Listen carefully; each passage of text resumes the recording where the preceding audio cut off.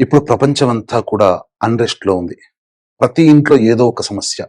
ముఖ్యంగా చాలా మంది కుటుంబాలలో వివాహ సమస్య. వివాహం కాక ఎన్నో ప్రయత్నాలు చేసినా పిల్లలకి మంచి సంబంధాలు దొరకటం లేదు. ఎన్నో సంబంధాలు వస్తున్నాయి కానీ పిల్లలకి తగ్గ సంబంధాలు దొరకట్లేదు. చాలా మందికి డైవోర్స్‌లు అయినాయి. మళ్ళీ 2, 3 పెళ్ళిళ్ళు జరగడానికి అడ్డంకులుగా ఉన్నాయి. అంతేకాకుండా మంచి సంబంధాలు ఎన్ని తెచ్చినా పిల్లలు ఇప్పుడు కాదని దాటవేస్తున్నారు. అటువంటి వారి కోసం ఒక అద్భుతమైనటువంటి పరిహారము. పైగా ఈ కార్యక్రమాన్ని ఆశాంతం వీక్షించే ప్రయత్నం చేయండి. ఎందుకంటే ఒక అద్భుతమైనటువంటి రోజు గురించి మీకు తెలియచేయబోతున్నాను. కేవలం పరమేశ్వరానుగ్రహము చేత, పరమేశ్వర సంకల్ప ప్రభావము చేత ఒక గొప్ప మహిమాన్వితమైనటువంటి రోజు గురించి ఈ మధ్యకాలంలో నేను తెలుసుకున్నాను. అనగా సంక్రాంతి సెలవుల్లో. ఆ రోజు ఈ సంవత్సరం ఎప్పుడు వస్తుందా అని చూస్తే జూలై మాసంలో కనబడింది. ఇటువంటి రోజు ఇంకా భవిష్యత్తులో ఎప్పుడు వస్తుందని చూస్తే 2053లో వస్తుంది, 2070లో వస్తుంది. 1885వ సంవత్సరం నుంచి 2110 సంవత్సరం వరకు చూస్తే కేవలం 9 సార్లు మాత్రమే వచ్చింది.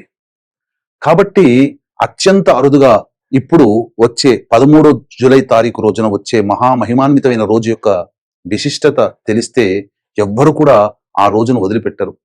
100 మహాశివరాత్రులు కలిస్తే ఎంత పుణ్య ఫలితము వస్తుందో కేవలం ఆ ఒక్క రోజుకి మాత్రమే వస్తుంది.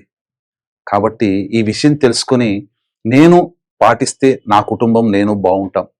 కానీ గురుస్థానంలో కూర్చున్నాను.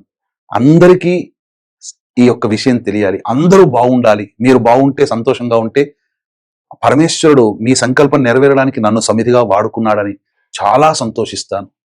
ఎందుకు చెప్తున్నానంటే ఎంతో ఉద్వేగముతో, ఎంతో సంతోషముతో, ఆనందముతో ఈ విషయాన్ని మీతో పంచుకోవడానికి సిద్ధపడ్డాను.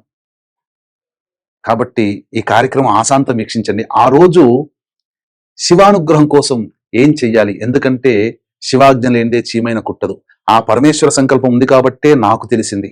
ఈ తెలిసిన విషయం 10 మందికి తెలియచేయాలనే సంకల్పం కాబోలు పరమేశ్వరుడు నా ద్వారా చెప్పిస్తున్నాడు.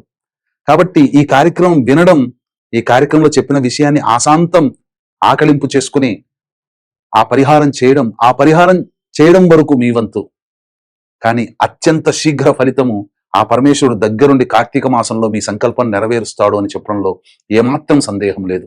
ఇక వివరాల్లోకి వెళ్ళిపోదామా? వివాహ సమస్య. ప్రతి ఇంటిలో కూడా ఈ యొక్క సమస్య ఎక్కువై కూర్చుందండి. కాబట్టి ఈ వివాహ సమస్యకి సంబంధించి శివానుగ్రహం కోసం ఏం చెయ్యాలి?